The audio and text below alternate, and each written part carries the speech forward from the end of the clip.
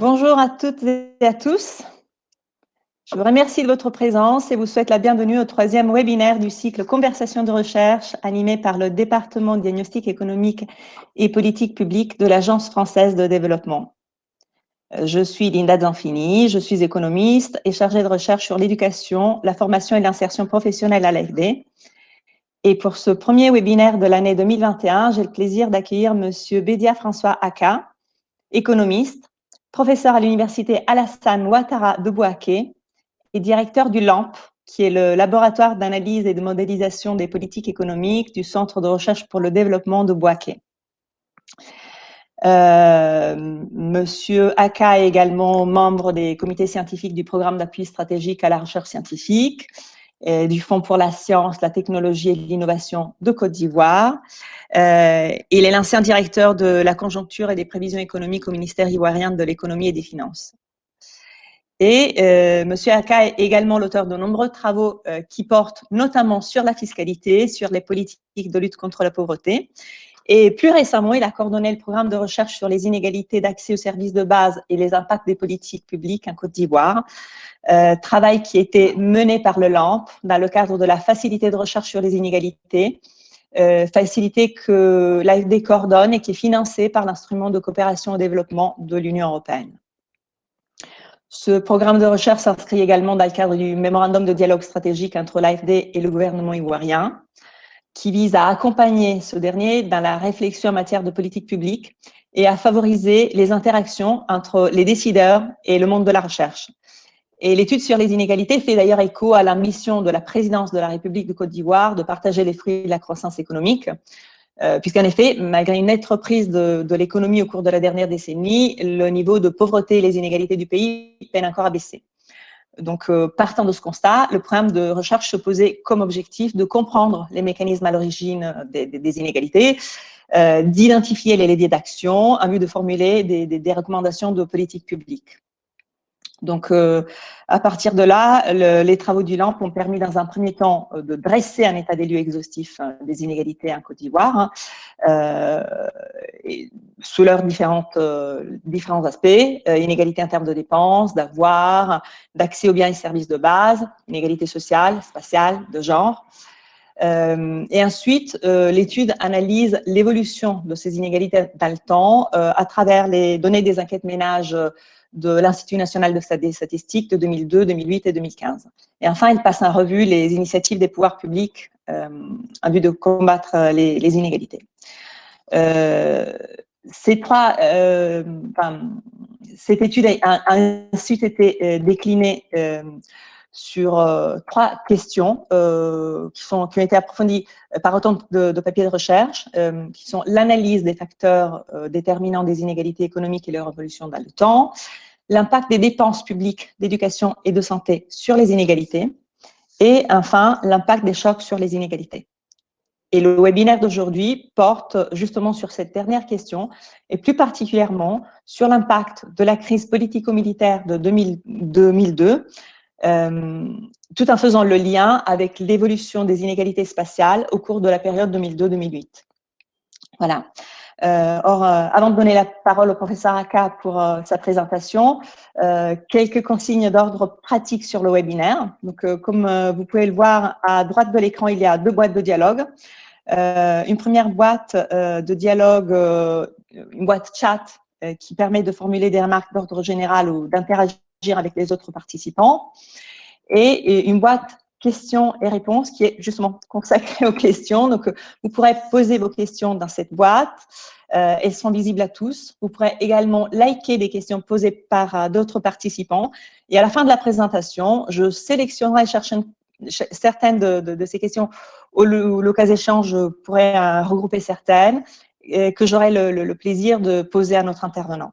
Donc, je vous prie, dans la mesure du possible, de poser des questions courtes pour qu'on ait le temps aussi d'en traiter un maximum. Et enfin, je vous prie de noter que cette session sera enregistrée et l'enregistrement sera disponible à partir de demain. Et je laisse maintenant la parole, sans plus tarder, au professeur Aka pour sa présentation. Je vous remercie. François, c'est à vous.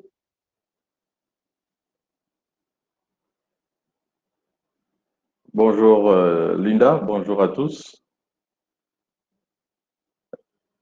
Linda, j'attends le PDF. Mais je voudrais tout d'abord remercier l'AFD et l'Union européenne et également le ministère du Plan et du Développement de Côte d'Ivoire pour leurs appuis sur ce projet de recherche sur les inégalités en Côte d'Ivoire. Le papier que nous présentons aujourd'hui a plusieurs auteurs qui sont ici présentés.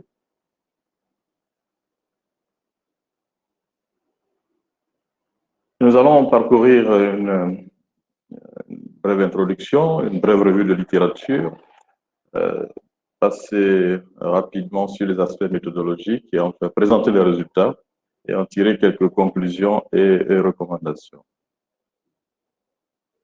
Le constat, c'est que en 2016, la part de richesse nationale allant aux plus riches était de 37% en Europe, 41% en Chine, 46% en Russie, 47% aux États-Unis et au Canada et 55% en Afrique subsaharienne, au Brésil et en Inde et 61% au Moyen-Orient. En outre, il faut souligner que plus du quart de la population mondiale vit dans des pays touchés par l'instabilité et les conflits violents. Ces dernières décennies, par exemple, l'Afrique a été l'un des continents les plus exposés aux conflits armés. Avec 55% des conflits mondiaux en 2002 en Afrique subsaharienne, même si ce chiffre a légèrement baissé en 2011. Eh bien, la Côte d'Ivoire n'échappe pas à cette situation, car malgré une croissance économique forte, qu'on peut qualifier de forte, puisqu'elle est autour de 7,5 à 8% par an depuis une dizaine d'années, eh bien, le pays reste miné par de profondes inégalités. Par exemple, le coefficient de Gini qui mesure les inégalités, publié par la Banque mondiale, s'élevait à 41,5 en Côte d'Ivoire en 2013, ce qui est bien moins qu'en Afrique du Sud où le taux d'inégalité est de 63,1%. Et selon l'INS, l'Institut national de la statistique, le taux de pauvreté également s'est amplifié, passant de 10 à 36% entre 85 et 95.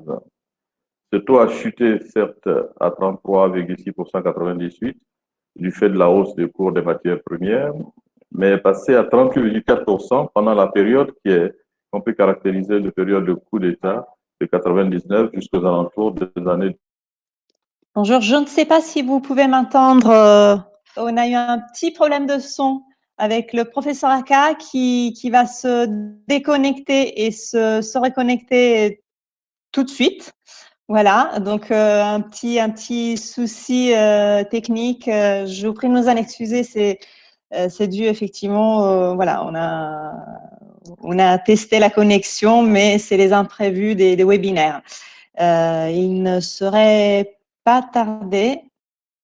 Je vais peut-être, voilà, profiter de ces quelques instants pour j'en profiterai pour expliquer rapidement. J'ai mentionné tout à l'heure que le programme de recherche s'inscrivait dans le cadre du mémorandum de dialogue stratégique et je me proposais de revenir sur ce point un peu plus tard, donc j'en ai l'occasion. Simplement pour expliquer ce que c'est qu'un mémorandum de dialogue stratégique, qui est un dialogue de politique publique que l'AFD met en place avec les autorités de certains de ses principaux pays partenaires, qui porte sur plusieurs secteurs ou sur des sujets transversaux d'importance stratégique pour le pays, et qui a la particularité de prendre appui sur de la recherche. Et ce mémorandum de dialogue stratégique Côte d'Ivoire, dans le cadre de ce mémorandum, parmi les autres sujets, le sujet des inégalités a émergé, justement comme je le disais en introduction, avec un lien avec l'ambition de la présidence ivoirienne de partager les fruits de la croissance, dans la mesure où la trajectoire robuste de croissance n'a pas encore abouti à une réduction de la pauvreté et des inégalités dans le pays. Du coup, le gouvernement ivoirien a lancé un programme social qui visait à réorienter cette croissance vers plus d'égalité. Et c'est pourquoi il était intéressant en parallèle de comprendre les mécanismes en jeu et de poser un premier diagnostic des inégalités dans le pays. Et c'est ce que fait le projet de recherche mené par le LAMP. Et du coup, on peut dire quelque part que ce programme de recherche correspond à une logique à la fois d'offre et de demande, puisque d'une part, on a la demande exprimée par le gouvernement ivoirien de travailler sur le sujet des inégalités, qui vient rencontrer l'offre, et l'offre, notamment l'offre de financement que l'AFD pouvait mobiliser sur ces thématiques grâce à la facilité de recherche de l'Union européenne. Voilà, que l'AFD coordonne. Voilà. Donc, Oui, Linda, tu m'entends? je vois qu'entre-temps, François est revenu sur scène. Merci beaucoup. Il faudrait simplement, je ne sais pas si le PowerPoint est disponible. C'est parfait. Oui. Je vous remercie pour votre patience. Je repars, je sors de scène et je laisse la parole à nouveau au professeur Aka. Merci, désolé pour ce problème de connexion. Je disais donc que la crise militaro-politique de septembre 2002 a provoqué la scission du pays en deux parties. Une zone dite CNO, centre-nord-ouest, et une zone pro-gouvernementale.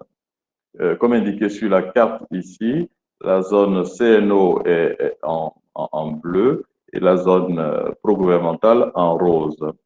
Ces deux zones se caractérisaient par deux pouvoirs et deux armées jusqu'en avril 2011. La zone pro-gouvernementale était sous le contrôle des forces dites loyalistes, les forces de défense et de sécurité, et la zone CNO était contrôlée et régentée par la rébellion. La zone CNO contrôlée par la rébellion a été le théâtre d'affrontements avec de nombreuses pertes en vies humaines et en biens matériels. La zone pro-gouvernementale a connu... Désolée, je crois que nous avons à nouveau un problème de connexion Internet avec Bouaké. On essaie de résoudre cela vraiment au plus vite. On est de retour très rapidement. Je suis vraiment désolée pour ce souci technique. Voilà. Oui. François? Oui, je suis là. Et il faudrait, il faudrait peut-être revenir un petit peu en arrière parce qu'on a à nouveau perdu la connexion. En tout cas, on a perdu l'audio pendant une bonne minute. Donc, est-ce que tu pourrais revenir un pas en arrière, désolé, et bien vérifier que le micro soit branché pour que ça ne recommence pas, puisqu'on a pas énormément de temps à notre disposition. Je te remercie. Hein. Et merci à toutes et à tous de votre patience. Merci Linda, encore désolé. Donc je reviens un peu en arrière pour dire que la crise a scindé le pays en deux parties, une zone CNO et une zone dite pro-gouvernementale. Et la zone pro-gouvernementale était sous le contrôle des forces de défense et de sécurité, et la zone CNO contrôlée par les rebelles.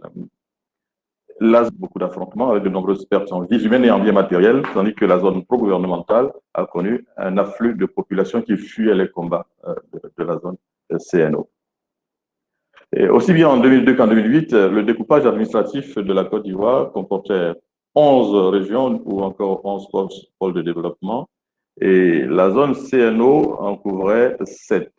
Il s'agit du centre-nord, du centre-ouest, du nord, du nord-est, du nord-ouest et de l'ouest. Tandis que la zone pro-gouvernementale était constituée de 4 pôles de développement qui sont le centre-est, le sud, le sud-ouest et la ville d'Abidjan. Eh bien, le lien entre conflit et inégalité a fait l'objet de plusieurs études dans la littérature, notamment Esteban Herré, par exemple, trouve qu'il y a une relation uniforme entre un indice de fractionnalisation, où il mesure la polarisation, et le coefficient de Gini. Barroso 476 trouve une corrélation positive entre l'inégalité horizontale, c'est-à-dire entre les groupes, les groupes sociaux, et l'instabilité politique dans 32 pays d'Afrique subsaharienne. Certains autres auteurs soutiennent que les inégalités sont à la base de conflits armés et les multiplient d'ailleurs. Au bourg, les conflits armés engendrent l'accroissement des inégalités. Et sur le plan macroéconomique, d'autres études également, comme Collier, trouvent un effet négatif des guerres sur la production économique. En présence de guerre, les forces productives de l'économie sont détruites et donc ça cause beaucoup de dégâts au niveau de la production. Selon une étude, un rapport d'Oxfam, le coût économique des conflits est très élevé et impacte le développement de l'Afrique.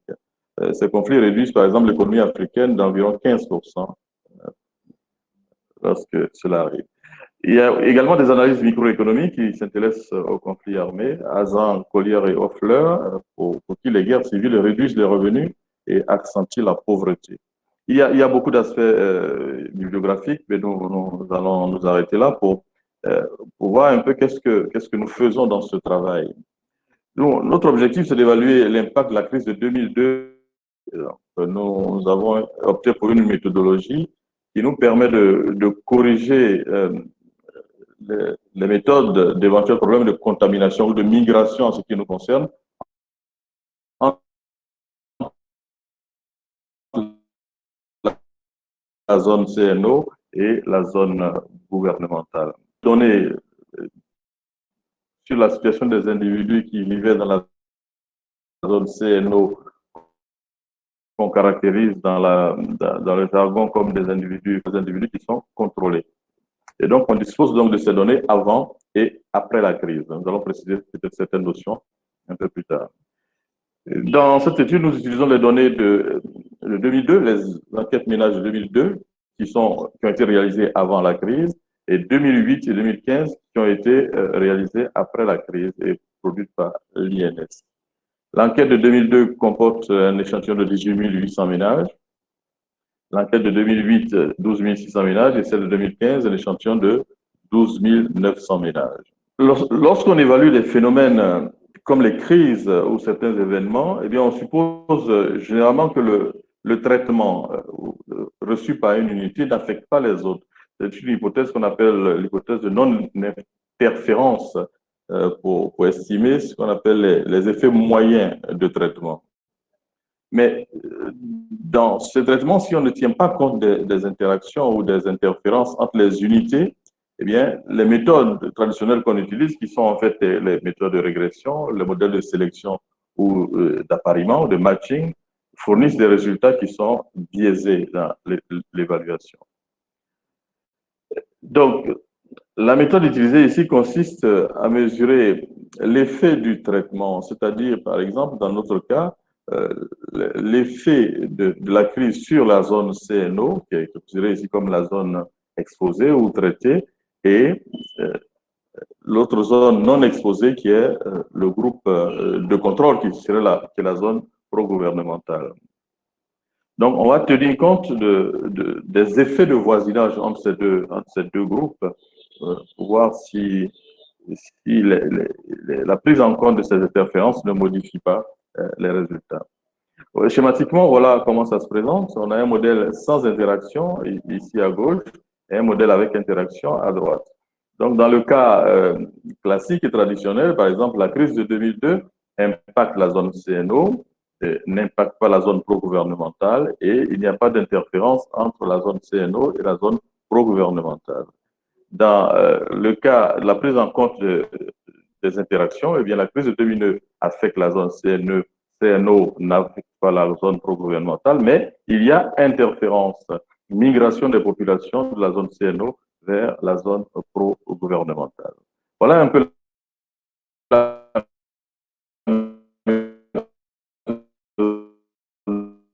méthodologie que nous utilisons. En fait, nous levons une treatment value assumption de Rubin et 1960. Donc, on modélise un petit peu tout cela. Nous avons donc une population N, une sous-population N1 qui est la population de traités et une sous-population N0 de non traités ou de contrôlés. Je vais passer rapidement sur ces aspects méthodologiques. L'essentiel, c'est qu'on veut mesurer le traitement entre ces deux populations et on utilise donc une méthode qui est décrite ici, mais bon, je ne vais pas rentrer dans tous les détails. Je vais simplement dire que on obtient des équations.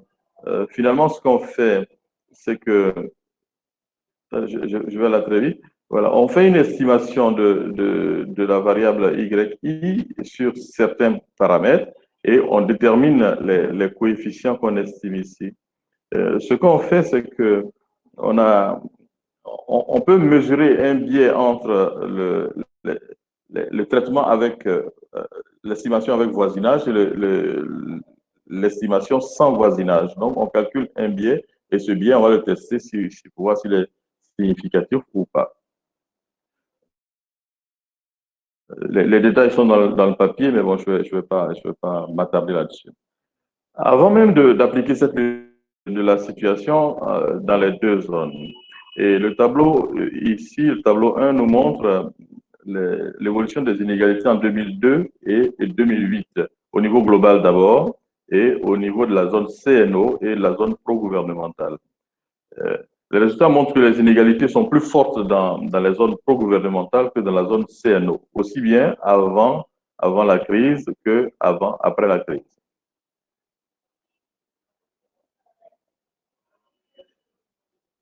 Avant la crise, le coefficient de Gini a été estimé à 0,383 et à 0,497 pour la zone CNO et la zone pro-gouvernementale respectivement. Et l'écart donc était de 0,11. Et le constat est le même après la crise, mais avec un écart beaucoup plus réduit.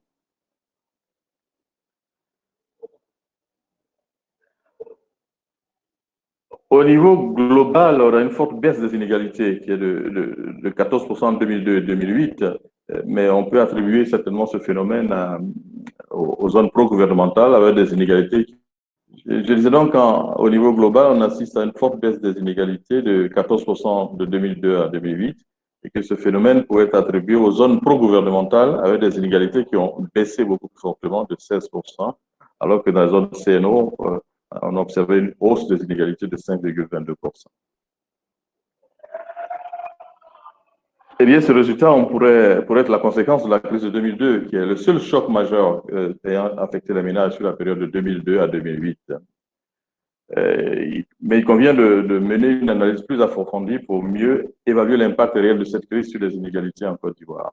Et c'est ce que nous faisons avec la méthode que nous avons présentée, la méthode d'évaluation qui tient compte des migrations entre les deux groupes. Et comme il s'agit d'évaluer l'impact de la crise de 2002 sur les inégalités, on va évaluer l'impact de la variable traitée sur le coefficient de Gini. La variable traitée, c'est donc la crise de 2002.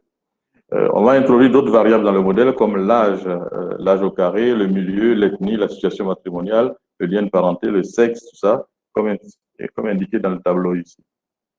On prend donc les échantillons, en fait, on prend les deux bases de données, 2002 et 2008, qu'on fusionne et on obtient une population totale de 19 000.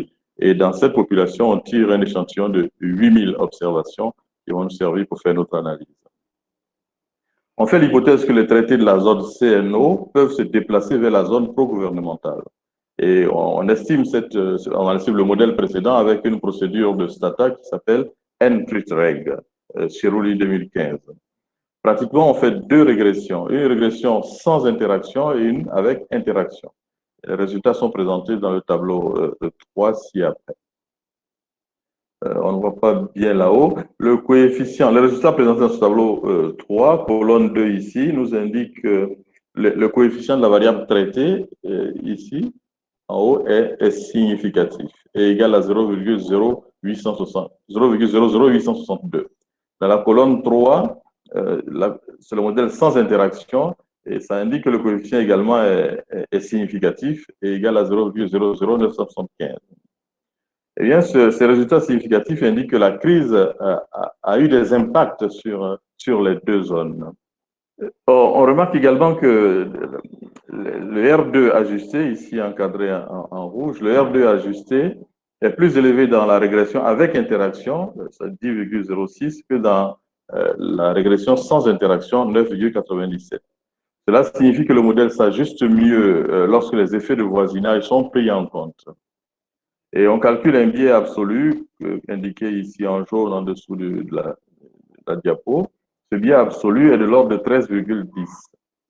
Cela veut dire que lorsque les effets de voisinage ne sont pas pris en compte, l'analyse sous-estime l'effet de la crise sur les inégalités de l'ordre de 13,10%. On teste l'hypothèse nulle des coefficients de la régression, c'est un test de Fisher avec effet de voisinage, et ce test est rejeté. Cela signifie que l'on ne peut pas rejeter la présence d'effet de voisinage dans le modèle. Finalement, on récupère donc les résultats grâce au biais absolu. On calcule les niveaux d'inégalité qui seraient donc d'environ au niveau global 0,49 en 2008 au lieu de 0,42, 0,45 en 2015 au lieu de 0,40. Et au niveau des deux zones, dans la zone CNO, c'est 0,45 en 2008 au lieu de 0,40. Au niveau de la zone pro-gouvernementale, c'est 0,47 en 2008 au lieu de 0,41. Donc, quand on tient compte du biais, on voit que les niveaux d'inégalité avaient été sous-estimés. On peut lier cela à une présentation spatiale pour mieux cerner les deux zones. Et ce qu'on peut remarquer, c'est que en 2002, 2008 et 2015, eh bien, les niveaux d'inégalité sont prononcés dans certaines zones et pas dans d'autres. On remarque notamment que en 2002, eh bien, les niveaux sont très élevés, surtout à Abidjan, dans le nord-ouest et dans le centre-ouest. En 2008, par contre, les niveaux d'inégalité sont élevés dans le centre-nord et le sud-ouest. Les niveaux d'inégalité les moins élevés étaient dans l'ouest. En 2015, les niveaux les plus élevés sont dans l'ouest, le centre-est, Abidjan et dans les autres régions. Les inégalités ont augmenté dans le nord-ouest, le centre-nord et le centre-ouest de 2002 à 2008, contrairement à la baisse dans les autres régions.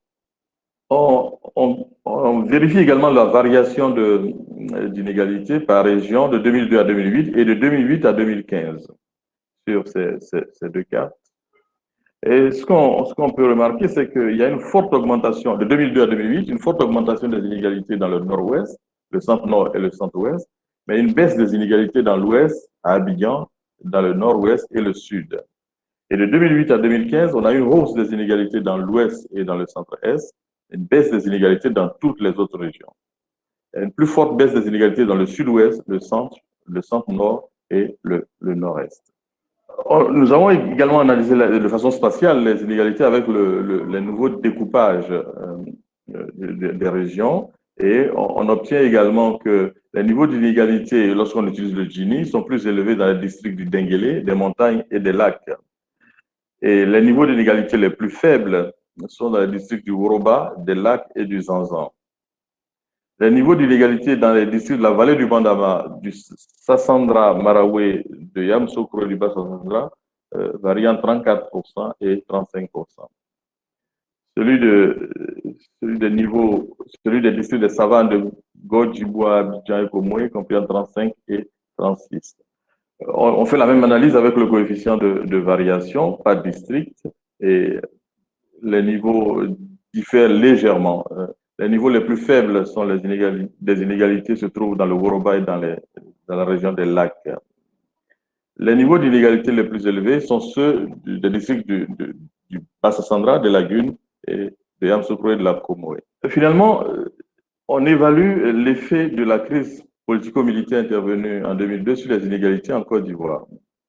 La méthode qu'on utilise, c'est une méthode d'évaluation d'impact, certes, mais qui prend en compte les effets de voisinage ou d'interaction entre les zones en utilisant les données d'enquête ménage. Le résultat, c'est que la prise en compte des effets de migration entre la zone CNO et la zone pro-gouvernementale permet de mieux apprécier les effets de la crise de 2002 sur le niveau de vie des ménages. Lorsque les effets de voisinage sont pris en compte, on observe une augmentation plus forte des inégalités en zone CNO, une baisse des inégalités en zone pro-gouvernementale, mais plus faible que dans la méthode sans interaction, et finalement une quasi-stagnation au niveau du pays, alors que la méthode traditionnelle d'analyse montrait que la situation ivoirienne s'améliorait en termes de réduction des inégalités. Deux pistes se dégagent pour évaluer l'impact des chocs et des crises et autres politiques et lutter efficacement contre les inégalités. Premièrement, c'est de prendre en compte les migrations des populations.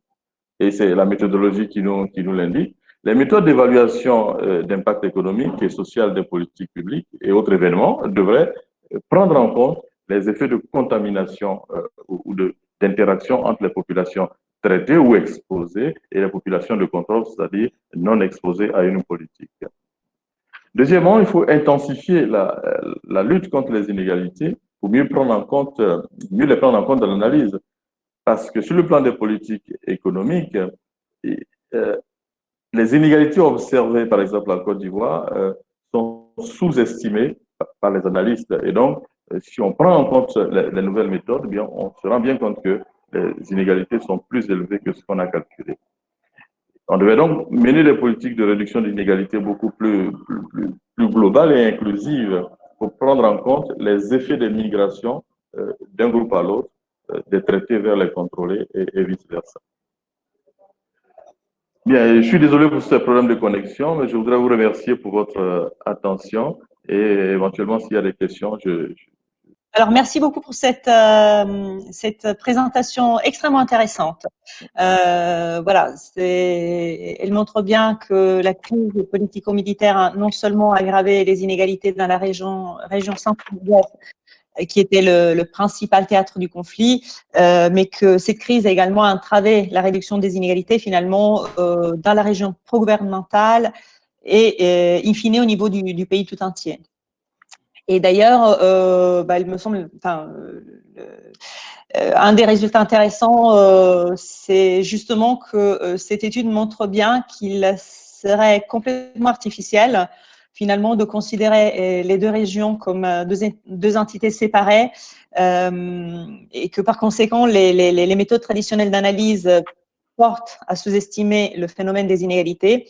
Et à ce titre, au-delà des résultats de l'étude, je crois que l'un des principaux enseignements de ce travail est vraiment qu'il met un exemple de l'importance de s'appuyer sur de la recherche pour nourrir et pour informer les choix de politique publique, comme on le disait en introduction. Bon, je propose qu'on passe rapidement à la séquence de questions-réponses parce qu'on a déjà perdu un peu de temps. Voilà, alors avant de passer aux questions posées dans le fil, je souhaiterais poser une petite question de clarification qui permettra probablement d'évacuer des incompréhensions possibles. Voilà, de fluidifier un peu les débats. François, vous l'avez dit, votre méthode est une méthode qui est empruntée à l'évaluation d'impact et elle emprunte également sa terminologie à l'évaluation d'impact. Donc, vous avez parlé de population traitée, non traitée, de groupes de contrôle, d'effets de voisinage ou d'interaction. Est-ce que vous pourriez rapidement nous expliquer le sens des termes employés dans le contexte de l'étude, s'il vous plaît? D'accord, merci beaucoup, Linda. Cette méthode d'évaluation, les méthodes d'évaluation nous viennent des sciences médicales. Et logiquement, lorsqu'on administre des traitements à un groupe, on a un groupe témoin à qui on n'administre pas ce traitement et ça permet de comparer en fait les résultats et l'efficacité des médicaments qui sont administrés à un groupe donc, qui est traité et puis un autre groupe qui est un groupe témoin, un groupe de contrôle. Et c'est un peu cette terminologie qui est reprise en économie. Et donc, lorsque on administre des politiques économiques, lorsque on adresse des questions, par exemple, de subvention ou d'allocation, eh bien, on peut distinguer des groupes. Et donc, on a un groupe qui est traité, donc il reçoit, par exemple, des subventions, et un groupe qui n'en reçoit pas, et qui est le groupe de contrôle qui permet donc de valider un petit peu la méthode ou l'efficacité de la politique menée sur le groupe qui est traité. Et donc, l'idée d'interaction, c'est que si on a deux groupes qu'on a distingués, eh bien, par le phénomène de migration, eh bien, des groupes peuvent changer de lieu et donc aller vers l'autre groupe. Donc, c'est ce qu'on appelle le phénomène de contagion ou de voisinage, d'effet de voisinage. qui fait qu'une politique administrée à un groupe, eh bien, finalement, va toucher aussi l'autre groupe qui n'était qu'un groupe de contrôle. Voilà brièvement ce que je peux dire sur cette méthode qu'on utilise ici. Et donc, dans les méthodes traditionnelles, on ne tient pas compte des phénomènes de contagion. On évalue juste l'effet de la politique sur le groupe traité et on prend le groupe de contrôle pour valider. Ici, nous disons que il y a un phénomène qui s'abat sur une population. On peut distinguer la population en deux, mais attention, il peut y avoir interférence, il peut y avoir contamination, il peut y avoir migration entre les deux sous-groupes que nous avons distingués. Et c'est sur cette idée que nous menons la méthodologie. Merci beaucoup. Je crois que c'est très clair. Je vois dans le fil de discussion dans le fil de questions, plusieurs questions sur les types d'inégalités et également sur les canaux de diffusion. Donc, j'essaye de peut-être de les regrouper dans une question unique. Donc, effectivement, on voit sur la période, particulièrement sur la période 2002-2008, une aggravation des inégalités sociales en particulier, aggravation qu'on observe surtout sur les pôles de développement compris dans la zone CNO. Et tandis qu'on observe une amélioration finalement dans les mêmes pôles de développement au cours de la période suivante, qui est la période 2008-2015. Donc, si on peut le voir assez nettement dans la slide numéro 43, si vous voulez bien la remettre peut-être. Voilà, donc la question qu'on pourrait poser, c'est quels sont les principaux facteurs explicatifs de cette évolution des inégalités, notamment dans la zone CNO. Est-ce qu'on peut les rechercher dans la dégradation des infrastructures et des services sociaux? Voilà, quels sont les canaux qui pourraient expliquer finalement que la crise, le conflit armé a eu un impact sur la variation des inégalités, plus particulièrement dans cette région-là? Merci pour cette question. Les principaux facteurs, en fait, si on observe la zone CNO, pendant la crise, il y a eu beaucoup de dégradation des infrastructures. Il y a eu des pillages. Des centres de santé ont été détruits, des écoles. Il y a eu, par exemple, un déplacement massif des enseignants de cette zone vers la zone pro-gouvernementale. Donc, qui mettait à mal l'éducation dans la zone CNO. Bref, toutes ces dégradations, tous ces manques de ressources humaines dans la zone CNO a fait monter le niveau d'inégalité dans ces zones-là. Voilà ce que je peux dire.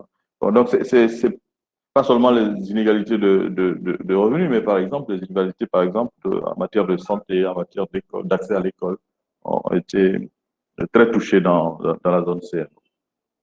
En 2002, en tout cas. Une autre question, et là, je reprends également un commentaire, une question qui nous a été posée par les collègues de l'agence AFD d'Abidjan. Voilà, dans votre présentation, vous avez dressé une revue de la littérature sur la théorie économique des conflits. Par ailleurs, cette revue de littérature n'est qu'une petite sélection de la revue de littérature particulièrement riche et intéressante qui est proposée dans l'étude.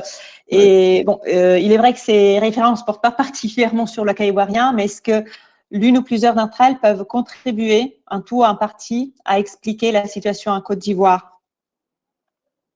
Absolument, absolument. Il y a un article qui traite la Côte d'Ivoire, pas spécifiquement sur la crise de 2002, mais qui fait référence aux méfaits des crises sur l'économie ivoirienne, notamment sur le domaine de la santé et de l'éducation. Mais plus généralement, on a par exemple un article, pas spécifiquement sur la Côte d'Ivoire, par exemple de Justino 2014, qui dit que la guerre entraîne une détérioration de la santé et de la nutrition des enfants. Et donc, en conséquence, leur capacité à aller à l'école. Et je pense que c'est en lien avec la première question qui a été posée tout à l'heure, dans la zone CNO, où la destruction, le pillage des écoles, des centres de santé ont impacté négativement cette zone et donc ont entraîné une hausse des inégalités dans cette zone. Il y a d'autres auteurs, hein, il y a Birkan et Al, par exemple, euh, qui estiment l'évolution des inégalités de revenus liées à la guerre. Euh, ils estiment que le niveau d'inégalité augmente pendant la guerre et surtout en début des périodes de reconstruction. Donc, ce sont des articles peut-être pas sur la Côte d'Ivoire, mais qui donnent un éclairage sur ce qui s'est passé en Côte d'Ivoire. Voilà, en gros, pour citer juste quelques-uns, mais il y a une bonne revue de littérature dans le papier, comme vous avez dit. Merci beaucoup. Merci. Donc, pour poursuivre avec quelques questions, puisqu'on a encore quelques minutes. Donc, l'étude, est-ce que l'étude du LAMP permet de savoir sur quel type d'inégalité les politiques publiques doivent se focaliser dans une telle situation et quels sont les messages à adresser aux décideurs? Et puis, dans la suite de cette question, est-ce que vous savez quel est le niveau d'appropriation de cette étude de la part des décideurs ivoiriens? Merci. Bon, ce papier sur l'impact de la crise fait plutôt référence à l'impact de la crise de 2002. Mais dans ce programme de recherche, nous avons fait d'autres. Il y a d'abord le rapport diagnostic sur les inégalités en Côte d'Ivoire, que nous ne présentons pas aujourd'hui, mais qui fait état de d'autres formes d'inégalité. Et inégalité, par exemple, du genre, et aussi d'autres papiers qui font état des facteurs explicatifs des inégalités. Notamment sur l'accès à l'électricité. Donc, c'est plus multidimensionnel. Si nous utilisons le Gini, qui est une mesure couramment utilisée, mais qui est beaucoup plus agrégée que des mesures multidimensionnelles des inégalités. Mais ces documents existent et montrent que finalement, les décideurs devraient prendre en compte les résultats de la recherche en vue de prendre des décisions de politique économique. Mais nous sommes particulièrement heureux parce que dans le cadre de ce programme de recherche, le ministère du Plan, dans le cadre du mémorandum, a été strictement associé à ces recherches et nous pensons qu'il y aura une meilleure appropriation des résultats de nos travaux. Et d'ailleurs, il y a, au-delà des documents de recherche, il y a des policy briefs qui vont paraître et qui seront plus digestes, si je peux m'exprimer ainsi, et qui pourront aider à la prise de décision sur les facteurs explicatifs des inégalités et comment lutter efficacement contre les inégalités. Le message, c'est que la recherche est fondamentale dans la prise de décision et donc les décideurs devraient s'approprier nos résultats une fois qu'ils seront tous disponibles. Voilà ce que je peux dire sur cette question. Merci beaucoup. Et d'ailleurs, un peu en continuité avec le point que vous venez de faire, je reprends la question de Monsieur Guianton qui demande pourquoi utiliser l'indice de Gini et pas une étude par quantile de revenus, puisque la hausse des hauts revenus pourrait biaiser la baisse plus faible des bas revenus, surtout à Abidjan. Voilà, Oui, mais je crois que c'est des questions qui sont effectivement partiellement, enfin, toi, en partie traitées peut-être dans d'autres papiers de l'étude, mais je vous laisse répondre à surtout dans le rapport diagnostic. On utilise ici le Gini parce que c'est vraiment la mesure d'inégalité la plus couramment utilisée. Bon, c'est un coefficient qui est facile à calculer. Il part de 0 à 1. Lorsque c'est 0, il y a une parfaite égalité. Lorsque c'est 1, il y a une parfaite inégalité. Et donc, lorsqu'on est proche de 1, on sait qu'il y a une concentration maximale des revenus dans les mains d'une minorité. Et donc, c'est facile aussi à interpréter. Et c'est pour ça que dans ce papier, nous utilisons le Gini. Mais on aurait pu utiliser n'importe quel autre indicateur d'inégalité. Encore une fois, dans le rapport diagnostic, nous utilisons plusieurs formes. Il y a le Gini, mais il y a d'autres. Il y a le TEL, il y a Atkinson, il y a les mesures multidimensionnelles des inégalités dans le rapport diagnostic sur les inégalités en Côte d'Ivoire. Je remercie beaucoup. Donc, pour continuer, la question de Monsieur Laloge, est-ce que les déplacements de population vers les pays frontaliers à la Côte d'Ivoire ont pu être captés dans l'analyse? Pas spécialement. Nous savons qu'il y a eu beaucoup de mouvements de population, beaucoup d'éclatements des familles, mais nous n'avons pas pris en compte les migrations à l'extérieur. C'est entre les deux zones que nous avons considéré. Mais c'est une excellente question. Nous allons voir prochainement si c'est possible de considérer ces aspects. Dans tous les cas, les migrations vers la zone pro-gouvernementale peuvent aller au-delà de la zone pro-gouvernementale. Donc, peut-être que implicitement, c'est intégré dans la méthode que nous avons utilisée, mais nous n'avons pas fait expressément cas de cette migration sous-régionale ou internationale. Merci beaucoup. Moi, j'ai encore une dernière question. Le travail que vous avez présenté aujourd'hui se focalise sur l'impact de la crise sur les inégalités en termes de dépenses des ménages.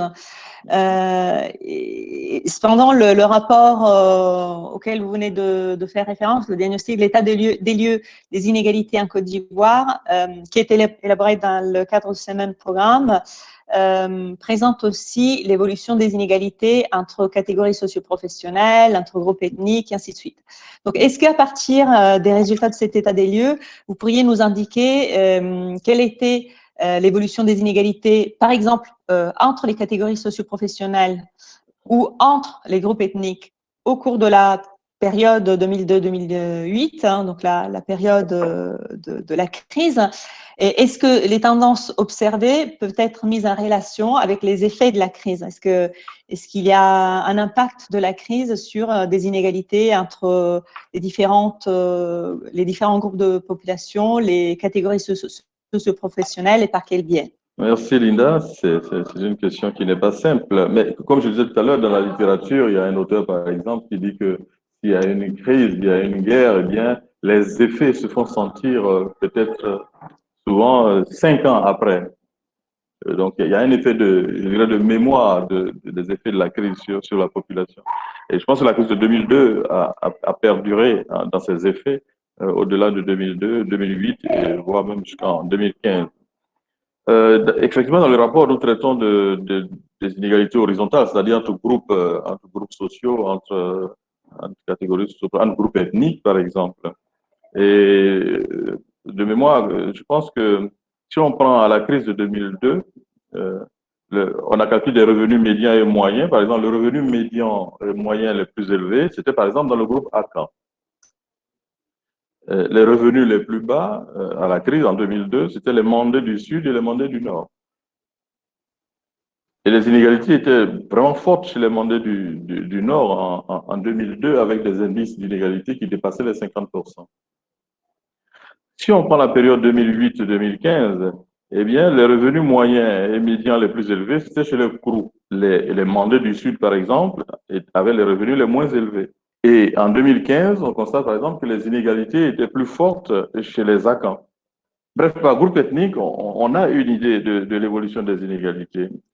Mais les disparités entre groupes ethniques n'ont pas abordé spécialement les catégories socio-professionnelles, mais entre groupes ethniques peut être un révélateur, si vous voulez, de la diversité des sources de revenus. Par exemple, par groupe ethnique, les Mandés du Nord mènent plutôt des activités commerciales.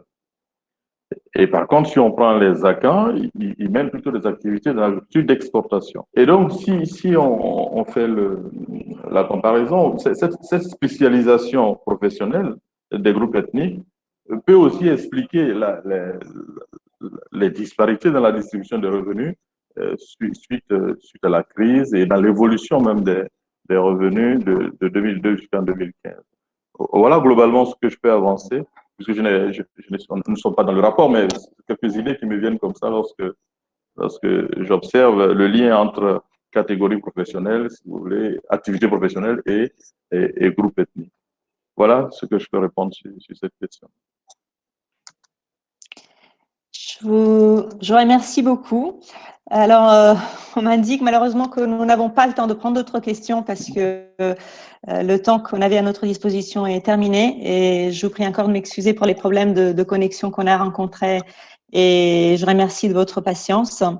Donc, avant de terminer, Je réponds rapidement. Donc, l'ensemble des papiers de recherche issus du programme de recherche sur les inégalités en Côte d'Ivoire sont disponibles sur le site web de l'AFD. L'enregistrement de ce webinaire avec donc le support de présentation PowerPoint sera mis à disposition à partir de demain. Avant de conclure, je tiens à remercier à nouveau le professeur Arca pour sa présentation, ainsi que pour l'ensemble de travail fourni par le LAMP dans le cadre de ce programme de recherche sur les inégalités. Mes remerciements s'adressent également à tous les membres du comité de pilotage, dont certains sont présents dans le public, et notamment au ministère du Plan et à la délégation de l'Union européenne, sans laquelle ce programme n'aurait pas pu voir le jour, à l'agence de l'AFD à Abidjan, à ma collègue Sylvie Horry pour l'appui technique, et un remerciement particulier à ma collègue Anda David, qui est la coordinatrice scientifique de la facilité de recherche sur les inégalités et qui a appuyé vraiment, dont l'appui était vraiment précieux tout au long de ce programme de recherche. Merci à chacune et à chacun de vous pour votre participation. Encore merci de votre patience. Je rappelle le prochain webinaire du cycle Conversation de recherche qui aura comme titre How to Finance Life on Earth, a High-Level Discussion with Experts in Biodiversity Finance, qui se tiendra le 13 janvier à 14 h. Et d'ici là, il ne me reste que à vous souhaiter une très bonne année 2021. Merci. Merci beaucoup, Lina. Merci à tous. Merci, professeur.